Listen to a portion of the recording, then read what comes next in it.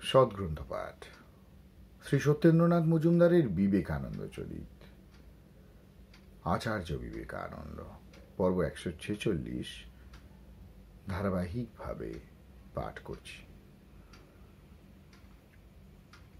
Christmas পর্বোপলক্ষে Mrs ওলিবুল কর্তৃক নিমন্ত্রিত হইয়া স্বামীজি বোস্টনে গমন করিলেন।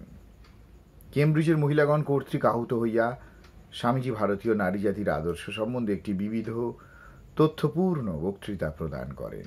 উহা শ্রবণ করিয়া তত্রত্ব বিদুষী নারী সমাজ মুগ্ধ হইলেন এবং স্বামীজির অজ্ঞাতসারেই তাহার মাতাকে ধন্যবাদ দিয়া একখানি পত্র লিখিবার সংকল্প করিলেন।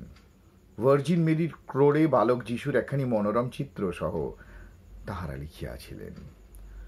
জগতের কল্যাণে জননী মেরির অবদান স্বরূপ খ্রিস্টদেবের আবির্ভাবের দিন আমরা উৎসবানন্দে অতিবাহিত করিতেছি। সঙ্গে সঙ্গে স্মৃতি জাগিয়া উঠিতেছে।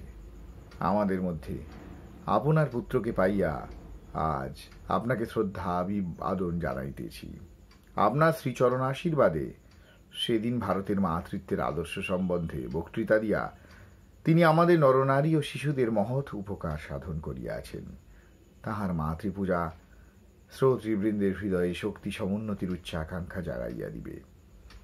আপনার এই সন্তানের মধ্যে আপনার জীবন ও কার্যের যে প্রভাব প্রকাশ পাইয়াছে তাহা আমরা সম্যক উপলব্ধি করিয়া আপনার নিকটই আমাদের আন্তরিক কৃতজ্ঞতা জ্ঞাপন করিতেছি।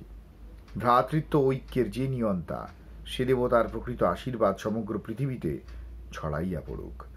হৃদয়ী বাস্তব স্মৃতি লইয়া আপনার জীবন্ত আদর্শ যেন তাহাকে কার্যক্ষেত্রে অনুপ্রাণিত করে, এই কথা স্মরণে রাখিয়া আমাদের কৃতজ্ঞতার এই সামান্য নিদর্শন আপনি গ্রহণ করিবেন। বোস্টন হইতে ফিরিয়া স্বামীজি নিউ ইয়র্কের হার্ডিম্যান হোমে প্রতি রবিবার বিনামূল্যে বক্তৃতা প্রদান করিতে লাগিলেন। ব্রুকলিন মেটাফিজিক্যাল সোসাইটি ও নিউ ইয়র্ক পিপলস চার্চে প্রদত্ত বক্তৃতাগুলিও শ্রবণ করিবার জন্য প্রত্যহ দলে দলে নরনারী আসিতে লাগিল। বক্তৃতা প্রদান ছাড়াও তিনি প্রতিদিন 2 বার করিয়া প্রশ্নোত্তর ক্লাসে উপস্থিত থাকিয়া জিজ্ঞাসুমাত্রেই ধর্ম সমস্যাগুলি আগ্রহের সহিত ভঞ্জন করিতেন এবং রাজযোগ বা বিশেষ সাধনা প্রণালীসমূহ ব্যক্তিবিশেষকে যত্নের সহিত শিক্ষা দিতেন। ফেব্রুয়ারি মাসে তিনি ম্যাডিসন স্কোয়ার গার্ডেন নামক প্রকাণ্ড হলে ভক্তিযোগ সম্বন্ধে বক্তৃতা প্রদান করিতে আরম্ভ করিলেন। বক্তৃতাগুলি এত সুললিত ও হৃদয়গ্রাহী হইত যে প্রত্যহ প্রায় 200 শ্রোতা 2 ঘণ্টাকাল অশেষ কষ্ট স্বীকার করিয়াও দণ্ডায়মান হইয়া মন্ত্রমুগ্ধবৎ শ্রবণ করিতেন।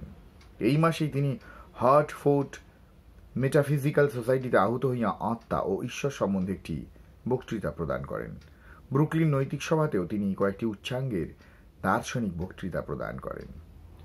এতৎ সম্বন্ধে হেলেন হান্টিংটন নামে ব্রুকলিনস্থ জনৈক সম্ভ্রান্ত পণ্ডিত ব্যক্তি ব্রহ্মবাদীন পত্রিকায় লিখিয়াছেন, ঈশ্বর অনুগ্রহপূর্বক আমাদের মধ্যে এমন একজন ধর্মগুরু বা শিক্ষককে প্রেরণ করিয়াছেন যাহার উন্নততর দার্শনিক মতবাদ ধীরে অথচ নিশ্চিত রূপে তদ্দেশের নৈতিক জীবনে প্রবিষ্ট হইতেছে। এই অসাধারণ শক্তিশালী এবং পবিত্র পুরুষ এক সমুন্নত আধ্যাত্মিক জীবনযাপন প্রণালী, এক সার্বভৌমিক ধর্ম, অযাচিত দয়া, আত্মত্যাগ এবং মানব বুদ্ধিগম্য পবিত্রতম ভাবনিচয় ব্যাখ্যা করিয়াছেন। স্বামী বিবেকানন্দ আমাদের মধ্যে এমন এক ধর্ম প্রচার করিয়াছেন যাহা সম্প্রদায় ও মতবাদের বন্ধন হইতে সম্পূর্ণরূপে মুক্ত, উন্নতি ও পবিত্রতা বিধায়ক, দিব্যানন্দপ্রদ এবং সর্বতোভাবে নিষ্কলঙ্ক, যাহা ঈশ্বর ও মানবের প্রতি প্রেম ও অনন্ত দয়ার উপর প্রতিষ্ঠিত। স্বামী বিবেকানন্দ তাহার শিষ্য অনুচরগণ ছাড়া বহু বন্ধু লাভ করিয়াছেন। বন্ধু ও ভ্রাতৃভাবের সাম্য সহায়ে তিনি সমাজের সর্বস্তরে পরিভ্রমণ করিয়াছেন। তাহার কথোপকথন ও বক্তৃতা শ্রবণ করিবার জন্য আমাদের নগরের শ্রেষ্ঠ প্রতিভাশালী এবং চিন্তাশীল ব্যক্তিগণ সমবেত হইয়া থাকেন এবং ইতোমধ্যেই তাহার প্রভাব গভীরভাবে বিস্তৃত হইয়া আছে ও একটা আধ্যাত্মিক জাগরণের প্রবল স্রোত অপ্রত্যক্ষভাবে প্রবাহিত হইতেছে। কোনো প্রশংসা বা নিন্দা তাহাকে অনুমোদন বা প্রতিবাদ কল্পে উত্তেজিত করিতে পারে নাই। অর্থ প্রতিপত্তিও তাহার উপর প্রভাব বিস্তার বা কোনো বিষয়ে পক্ষপাতী করিয়া তুলিতে পারে নাই। অন্যায্য অনুগ্রহ প্রত্যাশার নিঃসন্দেহে প্রমাণ পাইলে তিনি ঐরূপ অজ্ঞতাপ্রসূত অগ্রসর ব্যক্তিগুলিকে স্বীয় অপ্রতিহত ব্যক্তিত্ব প্রভাবে নিবারণ করিয়া সর্বদাই ধর্মপ্রচারকোচিত অনাসক্তির ভাব অক্ষুণ্ণ রাখিতেন।